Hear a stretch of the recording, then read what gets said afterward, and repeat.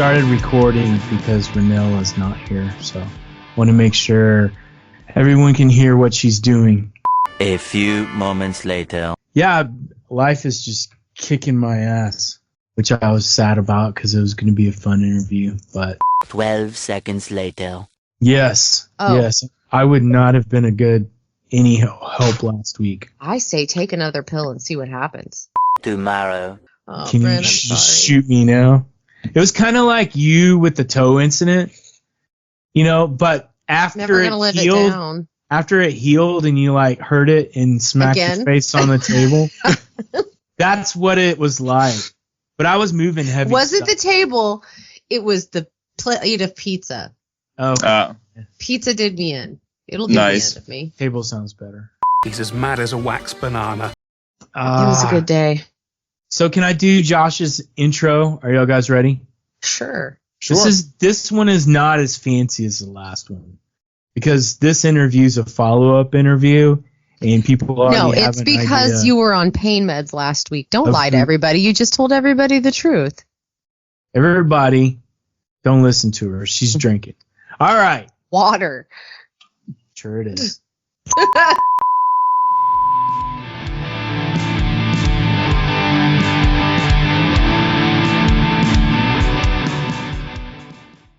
This artist is a creative juggernaut with multiple project releases ranging from black metal to prog rock. Also, he's getting old because he never sleeps. Please welcome Josh of Starer and many other bands. I'll take it. Thank you. Juggernaut. I think that's Thank you. good. Yeah, I like that. I did too. Just came to me. Now you got to get a T-shirt made that says it. Like I'm the juggernaut bitch. Like, Yeah. Creative Yeah. juggernaut mofo. So basically, you're in all these bands. Explain yourself. Where do you find the energy to do this? We talked a little bit about your sleep habits in the past. And because of that, I'm wondering, where do you get the freaking energy to do it? Because I listened to 3 different projects today. I don't know, man. I guess maybe that's the thing is, you know, I don't sleep much, so it's just the time is just there. You know, some days it's not there. You know, it doesn't work. You know, I'll sit down but I think that's kind of part of it with having like a bunch of different sounds is like if one day I just feel like doing something and that one it's not working out, then I'll just maybe it's a time for this one today. You know, and sometimes it works, sometimes it doesn't. So you'll pivot. Yeah, exactly. Pivot. And then every now and then you'll find where like, you know, you can switch a part out and you didn't think that it would work, but it does. It's good to see you, man. Is. Me too. How was your trip to Egypt? I kept trying to share things from the ESMA when I saw them pop up. How was it? It was amazing. Was it? I It's been a think- while. It's been a couple years. Yeah, I think out of all my trips there, this was definitely one of my favorite ones. Yeah. Like whenever I go by myself, I can spend like a lot of time at the shelter versus if I bring somebody with me, you know, I can't ask a person to come over there and go to a dog shelter every day. So we may only get to go like a couple times. So going alone, you know, I got to go there every day and then got to hang out with some friends at night. And I went during Ramadan, which I'd never been before. Oh, that's interesting. Yeah, so I got to experience that. And it was Ramadan ended while I was there. So I kind of got a little bit of both sides. Okay. And like got to go to like a couple little Ramadan feasts with people, and I've made, you know, always making more friends every time I go back. So I made a couple metal bands, friends with them, and so I got to hang out with those guys and meet them in person, and it was a great trip. And we're bringing a cat back. Which one? Which one? Because I was like, do I need a cat from Egypt? And then I was scrolling, and there was one that had 2 different color eyes. Oh yeah. If you remember this picture, this is where's my camera? That's the guy. The yellow one. Yeah. Oh, he's the tortie. Okay. Brent's got a question. I have a Yeah. question, Professor. So did you take your wife? And then I'll have follow-up questions. My wife went the last time I went a couple years ago. How can you go without her? Don't you just miss her? Like when you're, I don't like being away from my wife. So- Oh, that's actually really sweet. It This is. little smart ass. I told you, she's the one. Oh, I know she is. She is. I love that. Kill me in my sleep. But anyway, With your so mouth, she might. she might. How hard is that to be away from? Well, maybe you don't care. I don't know. As far as your wife, Not true either. I don't think that's it. But it You would guys be were hard starting for off me. so rough here. It would be hard for me. I can't. There's a lot of aspects to it. One, I had an ex for a number of years, and she really didn't travel with me. So I would travel with friends or alone, and so I was kind of used to it. And then when Mandy and I got together, we do travel together some, but I did Egypt alone twice early on in our relationship before COVID. So then when she went over there with me a couple of years ago, like, it wasn't a good experience for her, which it wasn't for me the first time I went. So she actually didn't want to go back, but she knows this is like a really important part of my life. So, I'll probably go over there, I would guess, a couple more times before she comes back. But it also, like, there is that aspect of it for sure, but it kind of puts my mind at ease a little bit, like, knowing that she's here, like, watching our pets. Because if it's not her, we have to have, like, my mom come over or something like that. Well, Starer's kind of getting old too. Yeah, she's What is he 14. like? 14, 15, Yeah. something like that. Yeah, she's probably 14 and a half, pushing it. So I'd be how afraid close to were leave. you? Yeah. When my Yeah. dog got old like that, I was it like every afternoon. I'm like, we're breathing. Cool. I mean, she's doing great. Like, we had blood work done on her last month, and it's like stable. That's good. She still has she sleeps more. Doesn't walk as far, but like, Same. right. But like 2 weeks ago, like, I had her out in the backyard, and she's just like running a million miles an hour, like losing her mind. I mean, hell, here she is. There she is. She's kind of ageless in a lot of ways. She's moving really well. Yeah, she gets around great. Our other dog is also 14, and they are very different 14s. Are they? Yeah, the other dog she aged a lot more. Huh. How close were you to bringing home another dog? None. None? Not tempted at all? I mean, the temptation's always there, but Dude, I can't even go to the animal shelter here. well, basically, we know that like Sphinxus would never really want another dog here.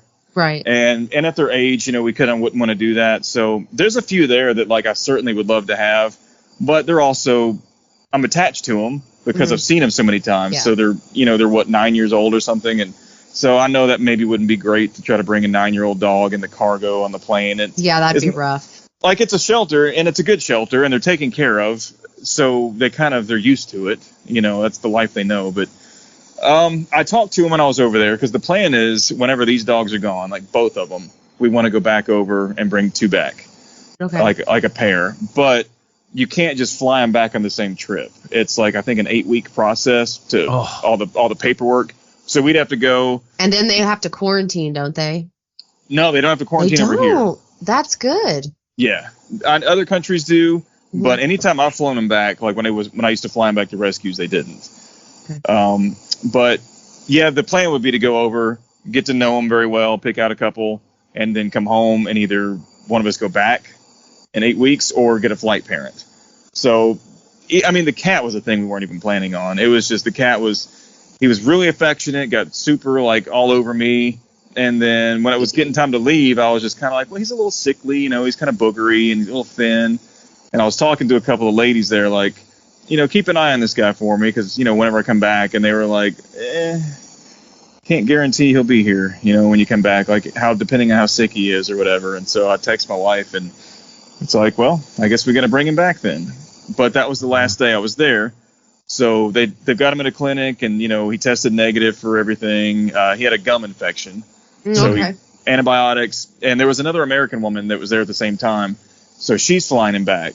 Nice. Yeah, and she's bringing a cat back for herself as well. The only problem is they're probably on the plane right now, actually. Awesome. Yeah, but she's flying back to New York, and I think she lives in Pennsylvania. So we've got to figure out. I may have to fly up there to get him. That's a bit of a drive, but. They've been sending me pictures of him all week because, I left Egypt last Saturday morning. And so, she just left with him probably like an hour ago.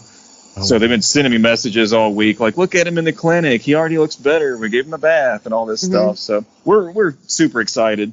And Awesome. I wanted You and to your name little farm. well, I wanted to, you never call your pet what their actual name is, but we had to give him a name, and I wanted him to have an Egyptian name. So we settled on Osiris, which means Nice. his first nickname will clearly be Billy Ray Osiris. Oh, no, you didn't. That's funny. That's fantastic. Yeah. So the first song is Executioner Star. And who's this by? This is Bahargam. That's right. So it's aggressive, punchy. The panning of the guitar parts from side to side was kind of cool. Cool double picking. So my question is when you were doing the solo, why didn't you pan the solo too? Because that would have been cool, because it would have been like call and response kind of thing. I didn't mix it. This is one that we actually had somebody else mix.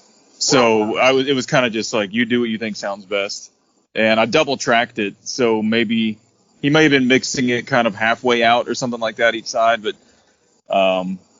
yeah, I guess that'd be the answer to that. Yeah. Hey, but I was able to hear the vocals, so tell him I appreciate that. Awesome. Yeah, and that's not me doing vocals. I only do guitar in this band. Yeah, no, it was punchy. I was like, wow, pretty punchy. But I've listened to y'all in the past. And that song Executioner Star is pretty dark. Yeah, that's actually our I hesitate to call him our new drummer. He's been with us for like 2 years, but that's the first recording we've got since he joined the band. Nice. So it's a little bit different. Like, I think the riffs and stuff like that of that song were a little older. Like, I'd probably written them like maybe even with the old drummer, but just the song itself never, started to take shape. But for that band, like, my biggest influence is like Immortal, if you know them. Like yeah. So it's kind of where it's like, it's black metal, but it's kind of thrashy and kind of got some almost like rock riffs or something every now and then. But it's still in that darker element. I honestly thought, listening to the lyrics, that this was a historical piece. I don't really know exactly what he wrote it about. Like, when I started this project, because it started solo. Some of these like black metal, everybody's dorks. So you got bands that write songs about Lord of the Rings and shit.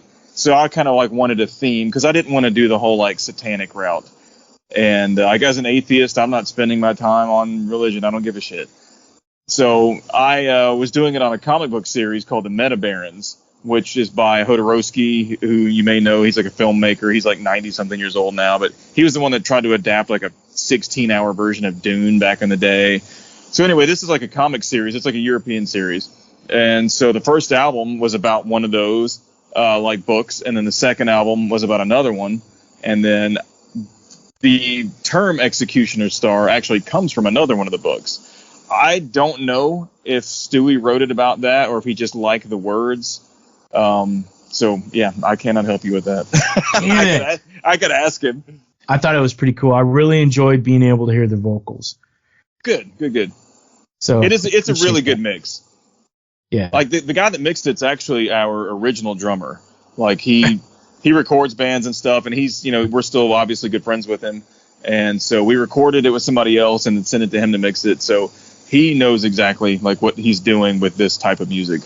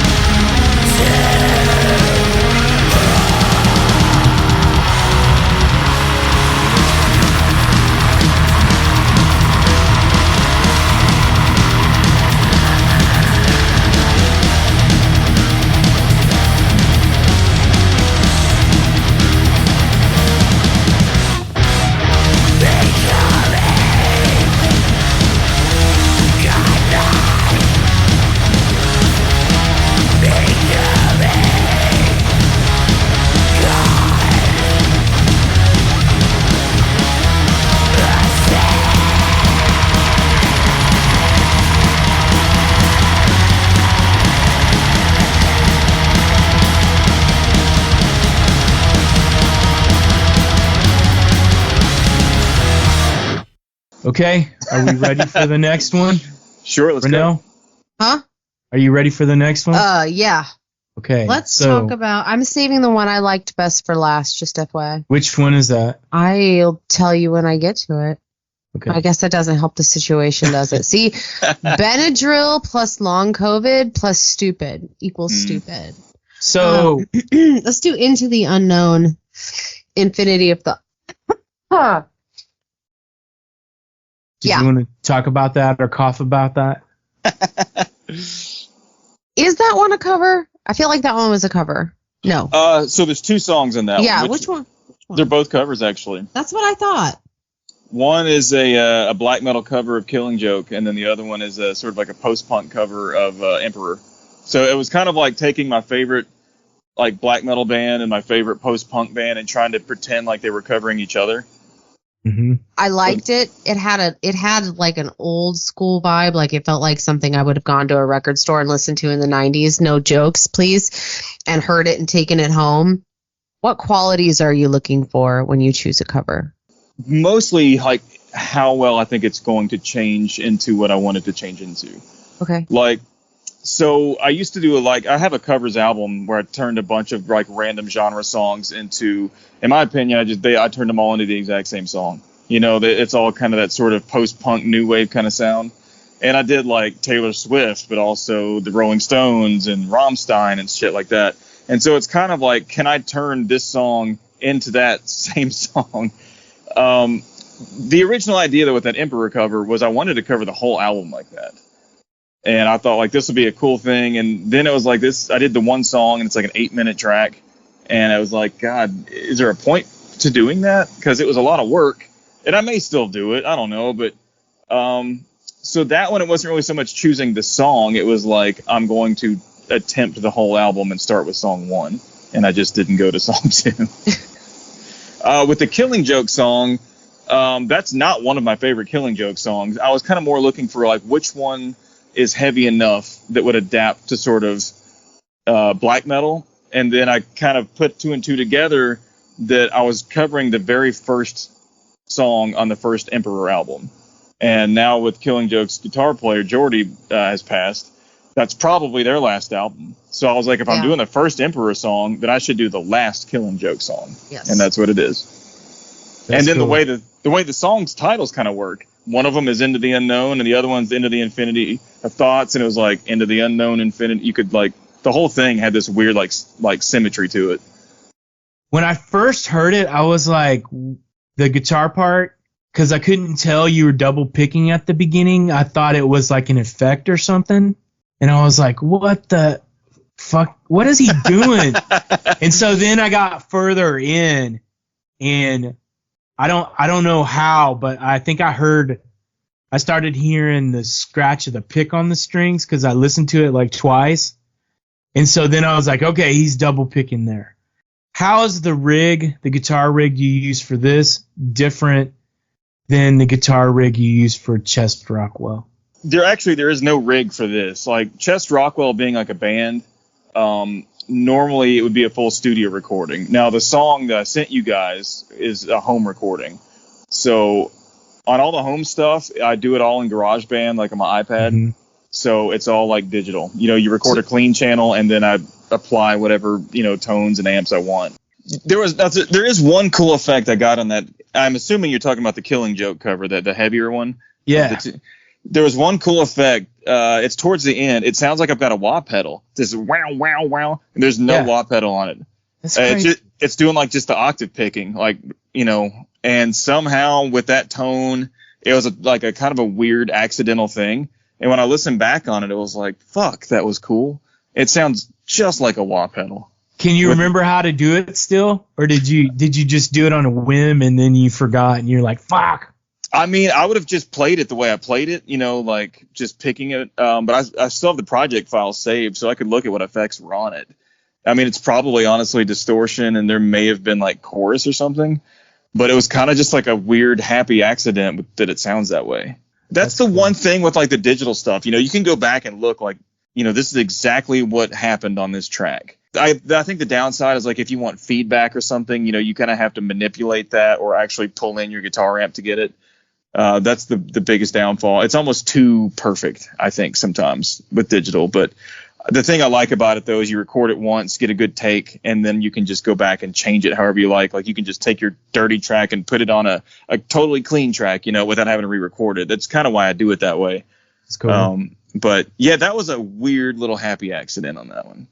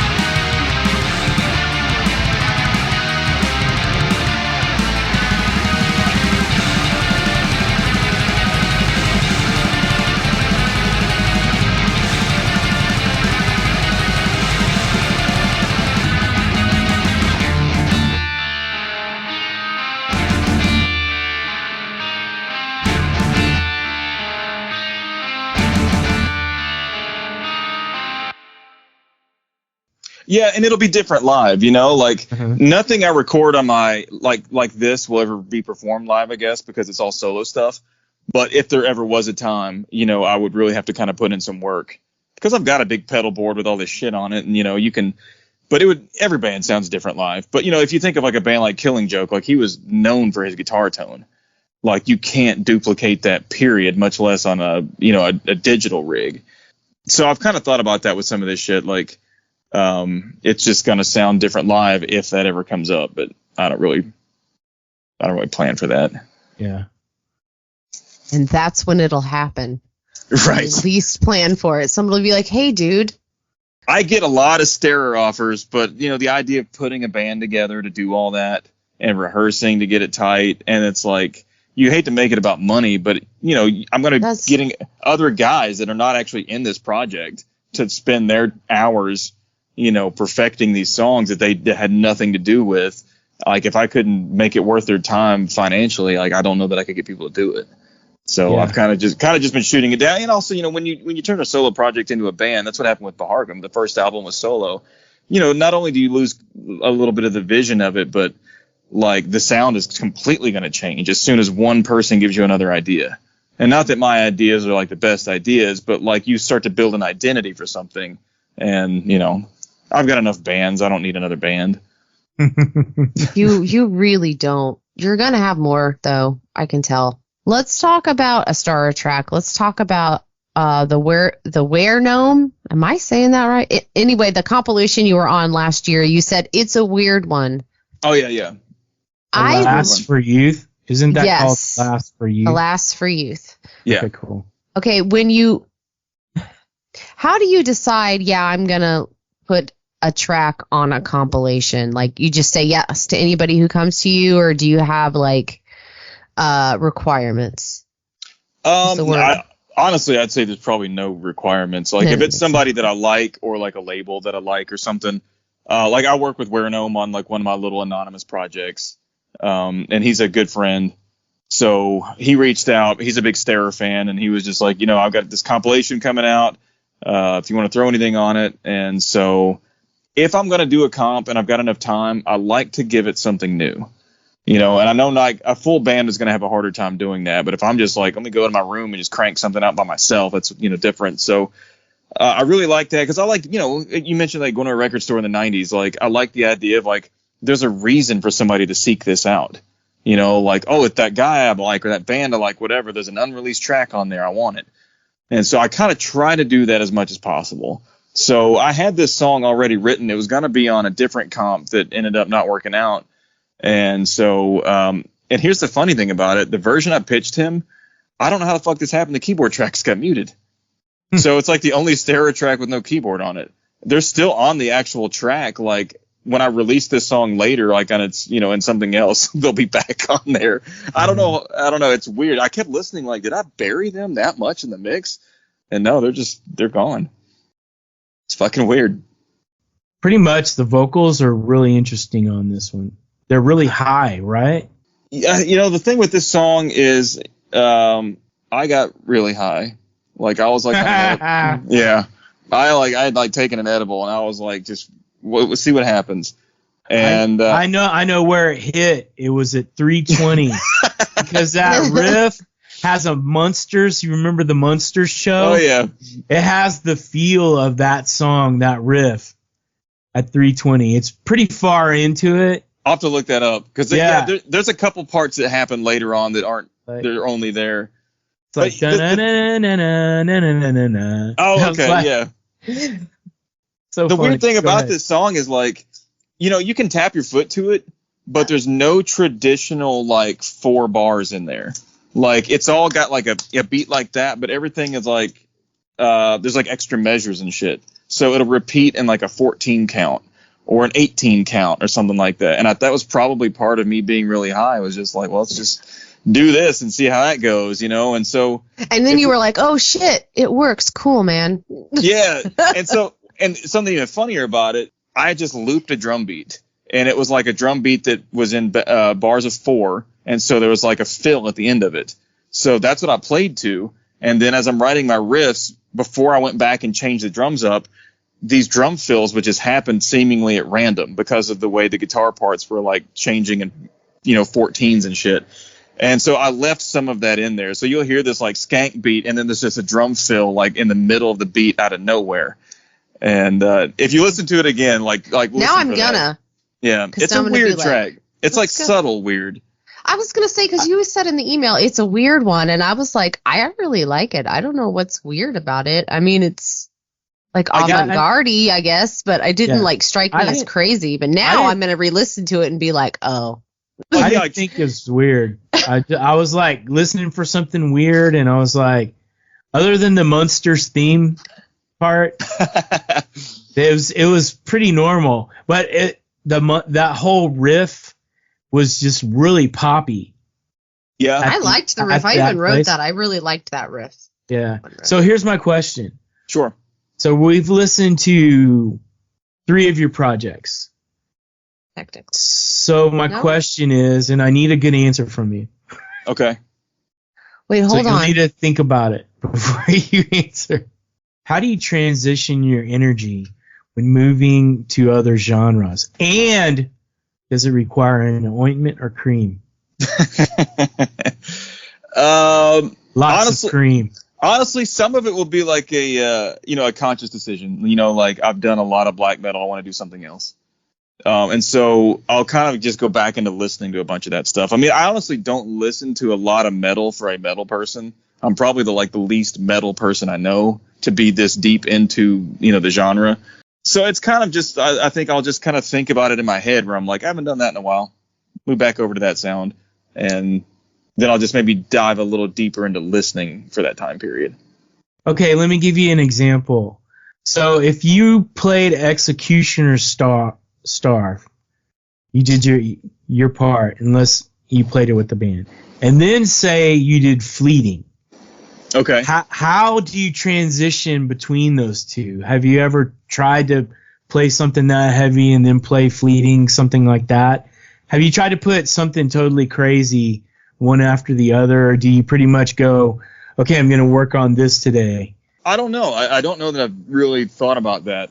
So the thing with Chest Rockwell is we have some heavier songs, and then we've got some like lighter, prettier songs. So like if you were to come to a show, like back in 2009, we were covering Hall & Oates' Maneater and Master of Puppets in the same set. So I think kind of it's always been there, where you just sort of like, okay, I did that, I'm going to do this. Maybe you just got to get your picking hand warmed up for the right song first, but I don't know, man. I think I like a lot of music, like all these different genres, so it's kind of always a little bit there. He's polyamorous. Like, how long you been waiting to use that one? Fucking months, man. She fitted in. Ooh. So anyway, basically you're kind of free flowing as far as when you're transitioning. So. Yeah, because I never really like to just like lock myself into one thing, period. Like to do a black metal thing. I don't think I've ever really done an actual true black metal album. It's always got all these different things coming into it that I like. Like Starer is not just like a symphonic black metal thing. It doesn't sound like Dimmu Borgir or something, So I think that's kind of what it is, just playing different instruments and playing different genres. Like it never lets me do just the one thing. In my opinion, at least. So I think going from the Chest Rockwell song to the Bahargam song wouldn't feel that weird. Okay. I guess because maybe I wrote both of them, like where it comes from, I guess. Yeah. Yeah, that's true. I was. You can tap into either one, yeah. Yeah, I wasn't thinking that you were the writer on that, even though, clearly you are. But yeah, I was just wondering what is the transition to change? If you're working on something, then you're like, oh, I want to work on this real quick. How do you go about resetting so you can do that? That's all. I mean, in that perspective, if I was like sitting down in my room working on one, and then like I'm going to jump to something totally different, it'll probably carry over a little bit of the previous thing's characteristics. Like the Chest Rockwell song may end up being a little heavier than it would have been, something like that. Okay, so you just have carryover. Yeah, I think so. There's I don't know what it's called, but they talk about it's a psychological condition that we all have when we're transitioning from one task to another. And I was in a training they were talking about, and it was a psychology training, and it was talking about bleed over from the first task into the next one. And the only way to stop the bleed over is to actually have a clear cut where you go do something physical and then you come back. And that's the only way to reset your clock, I guess, or reset your brain. But it was interesting. That I know is you interesting. probably don't care, but there's bleed over. So if you're a multitasker, you bleed into everything you do. The previous task bleeds into everything you do. That completely makes sense. Yeah. So it's a pretty cool psychological phenomenon, but it makes sense to me. I'll have to send you like some of the anonymous stuff I do sometime just to kind of get your take on it. I mean, I don't want it to get, out there because it's some of the more successful stuff I do. But like every now and then somebody that does know will be like, oh, I can still hear the black metal influence in that one. And I'm like, yeah, you're right. It is still in there unintentionally, probably because I went from one to the other or something like that.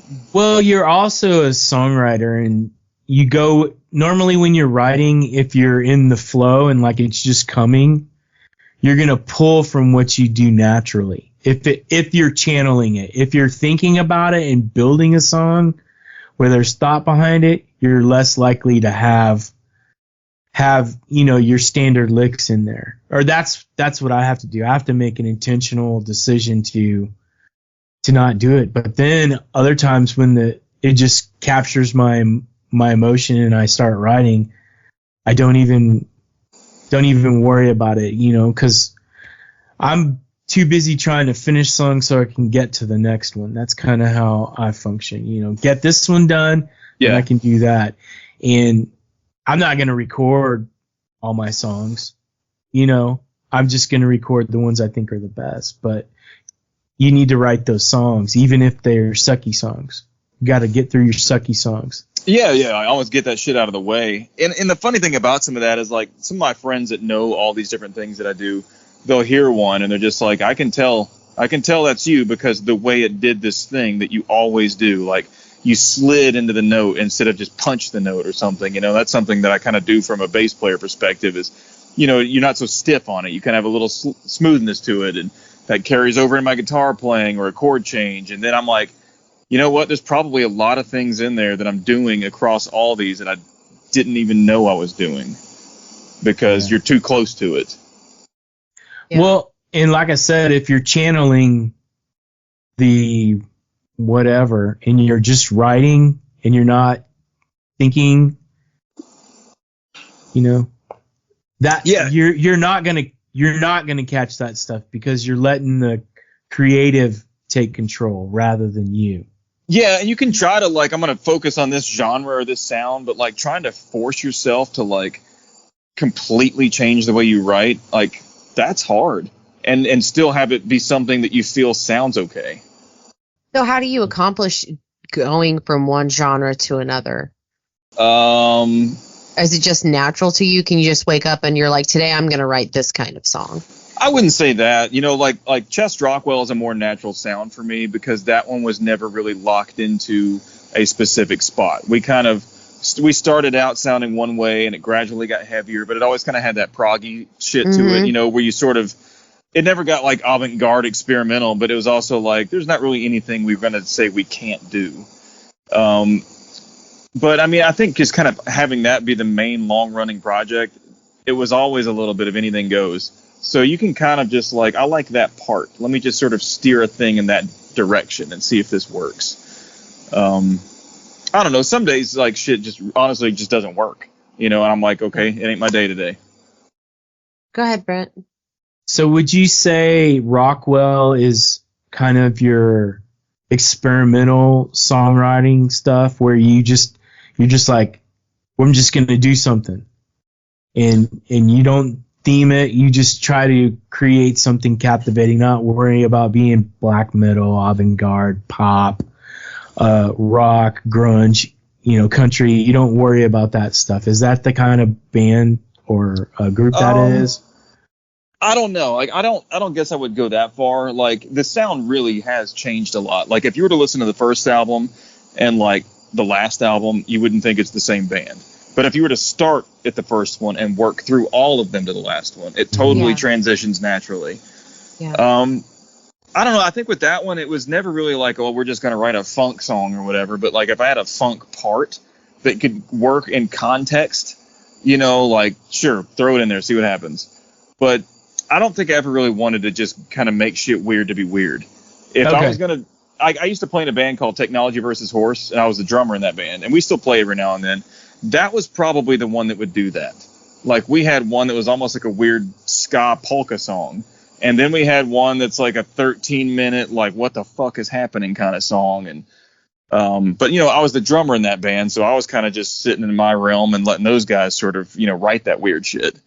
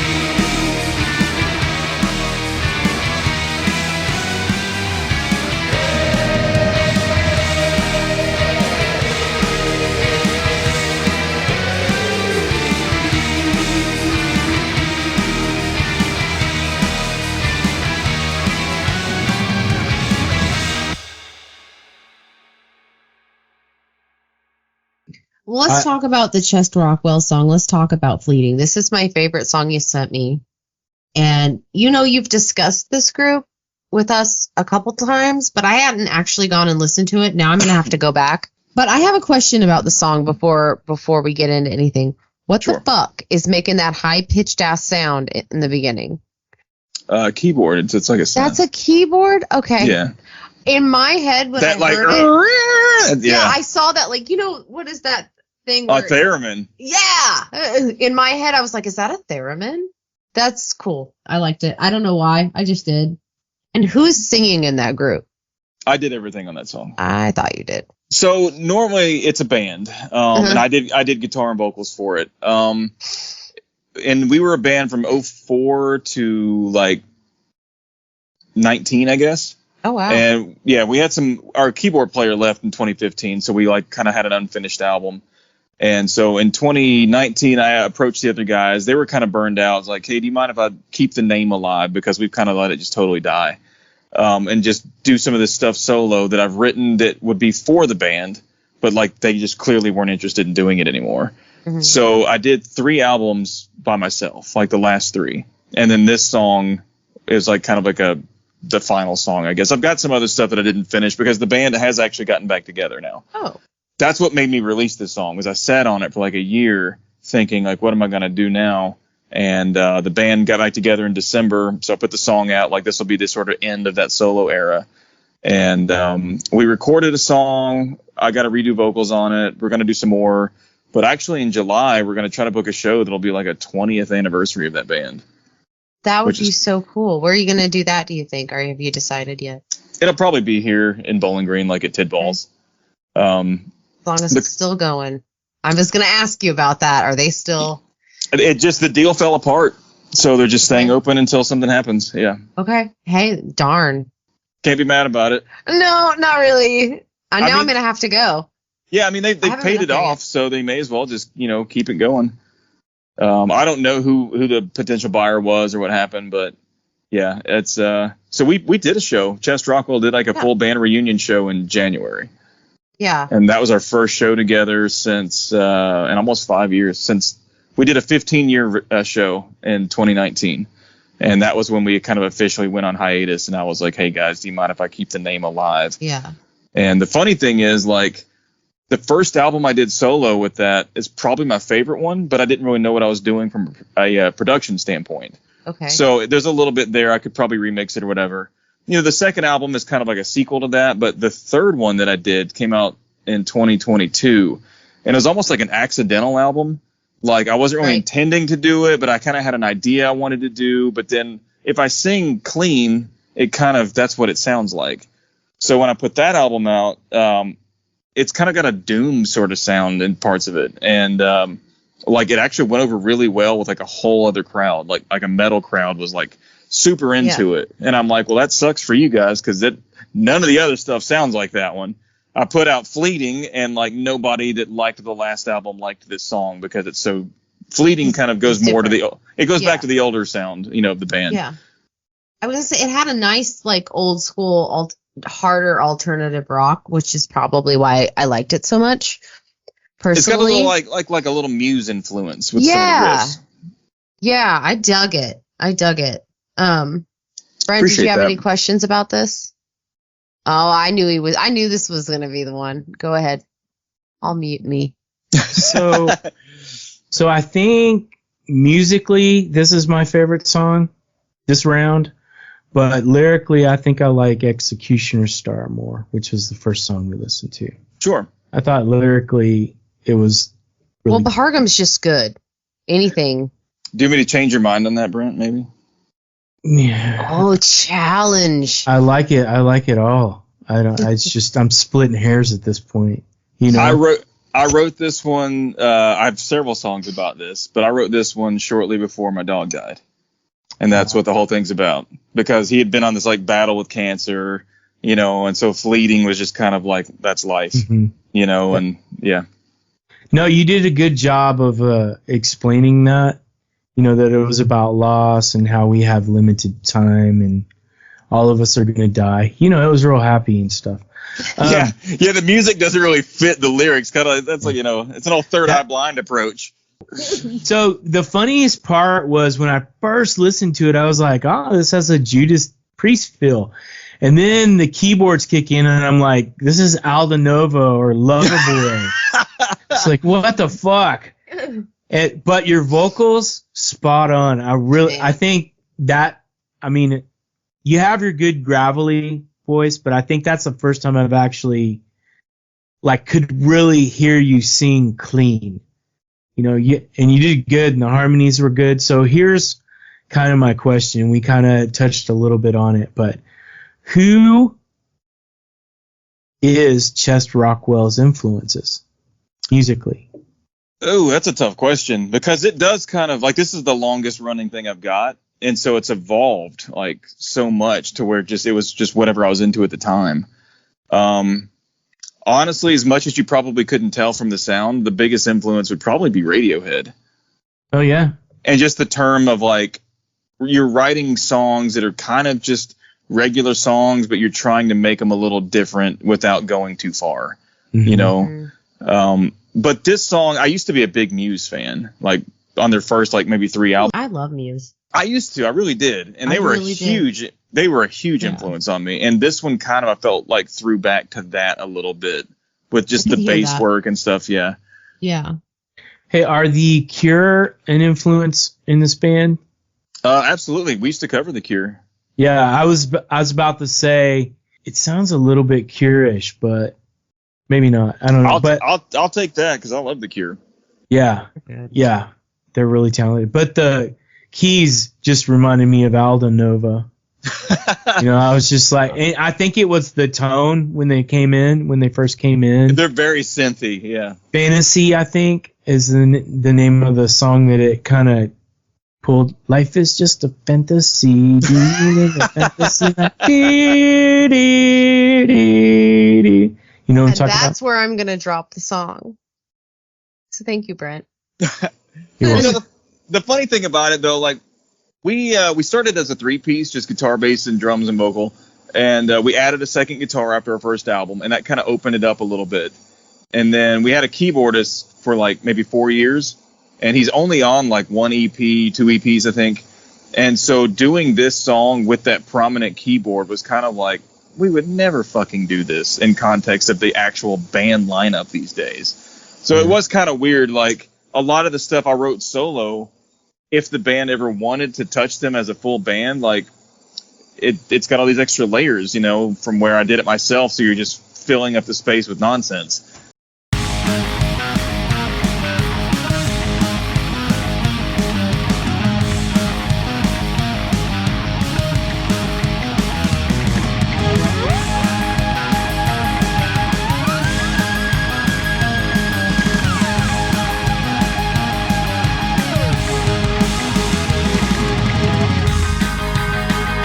Let me begin.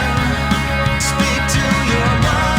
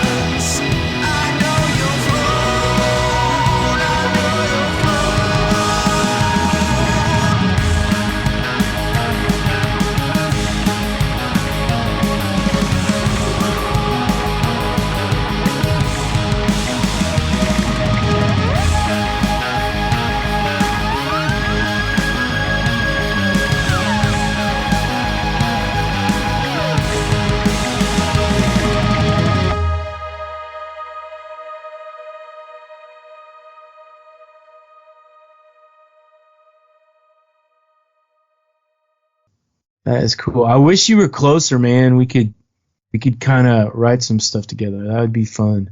That would be fun. And plus, maybe you could teach me how to do that growly thing you do. I'm not as good as that as it sounds because, I'll put effects on it. Reverb, distortion, and stuff like that. I mean, I can't do that at all. So, not with that attitude, you can't. Sitting with somebody and working through it, talking about how it feels when you do it and stuff like that. That would probably help me. I mean, I don't know if I'd ever use it, but it would be a cool tool to have. Sure, certainly.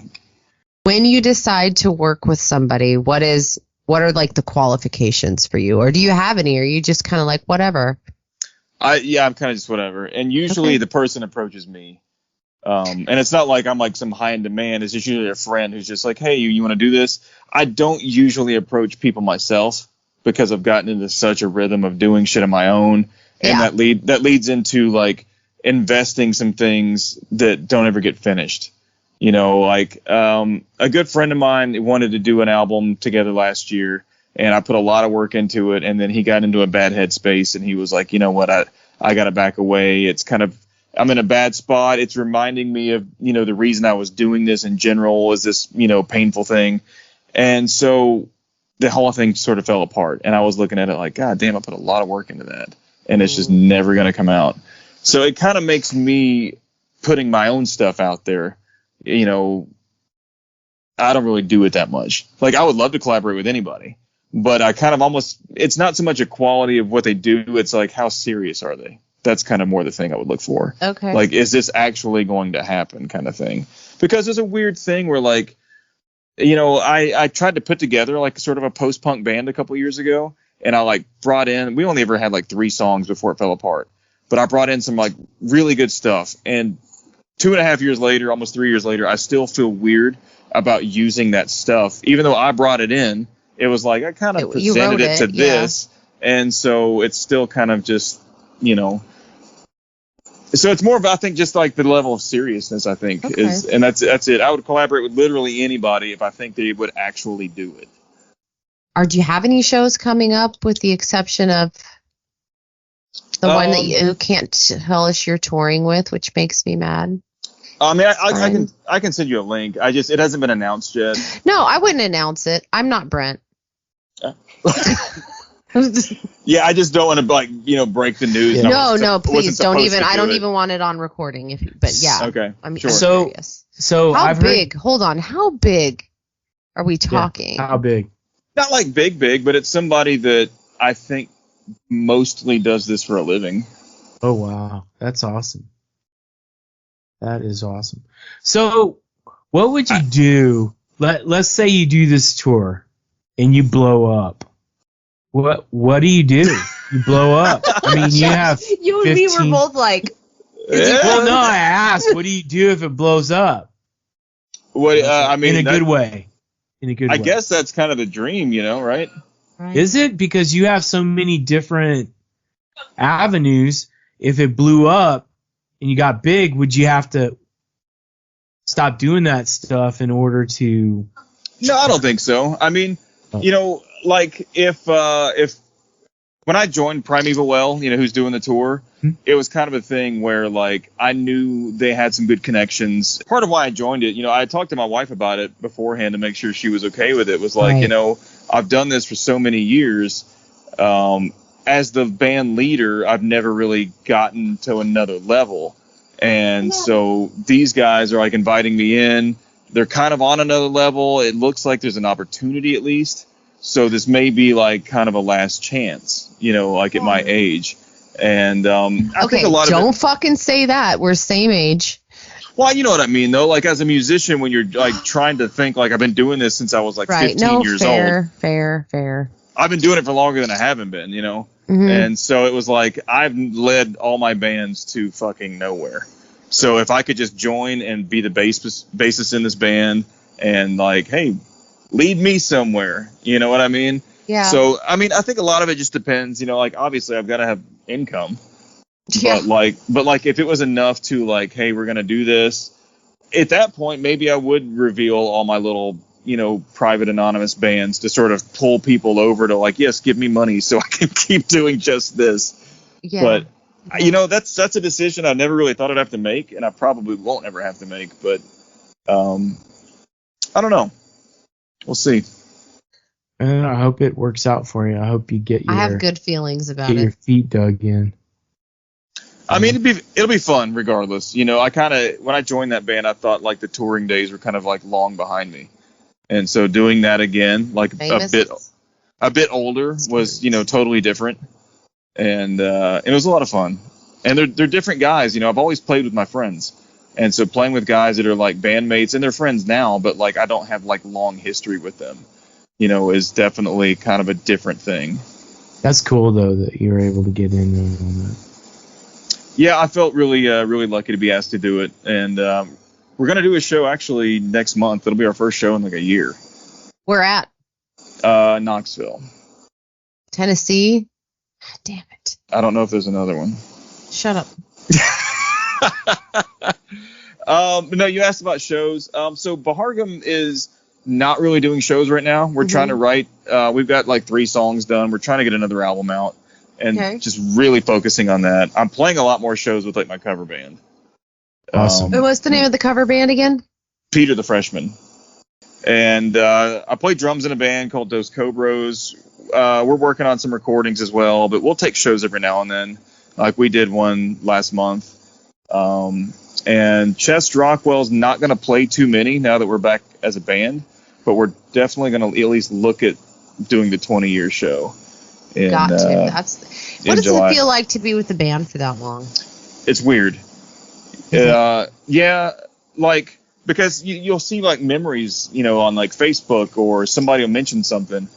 Like I actually did an interview with this British little e-zine when I was on the flight back last weekend, and it was like he's pulling all these like I listened to your thing from 2007, and I'm like, God damn, that was 17 years ago. And you start thinking like, where was I in life? And, and you're like, that was a lot of fun. Those were like good years. Yikes. I see that look on your face. Yeah. 2007 was 17 years ago. No, it's not. It totally was. No, it's not. And the weird thing is how recent that feels. And then you like go back and you're like 17 years from 2007 was 1990, That's like that funny. feels, yeah. What was the whole thing? Like, if the Smashing Pumpkins wrote 1979 now, the song would be called, like, 2008 or something like that. Like, it's like it's fucked up. Wouldn't sound as good. Hell no, it wouldn't. But no, it is weird. Because, like, so my brother was in a band when I was in high school. He's older than me. And they did a 15-year show in 2011. I was not in that band, but their original drummer, they couldn't find him, so I filled in. And at that moment, it was like, oh, this is weird, like 15 years and you don't have all the original members and whatever. And now that I'm at the point of like 20 years with the original guys. That's pretty cool. It is cool, especially, when you're just kind of just regular dudes working jobs and shit. It's weird. It's very weird. I feel very fortunate, honestly, to still have the same people willing to do this, because we're all in our 40s. I'm the only one without kids. And so they're willing to sacrifice their time and I'll be totally honest, whatever happens, I think at this point, if the band doesn't work out, like as the full band, and just decides to dissolve, I don't know if I'll take it back solo again. I kind of feel like I did what I needed to do in order to get the band back together. And now that it is, if it doesn't work out, everything I've written that would sort of be for the band, I maybe would just title it something else. I don't know. The whole point of me doing the solo stuff was to keep the name alive for the band, and it worked. And so at this point, I'm like... So Josh, when are you going to come back, man? Whenever you want. All right, sweet. I love doing these. This is fun. So yeah, anytime you want. Well, it's weird because doing all this like anonymous shit, I'm releasing a lot of music that I can't talk about. Yeah. So like with Starer, I'm not putting out an album this year.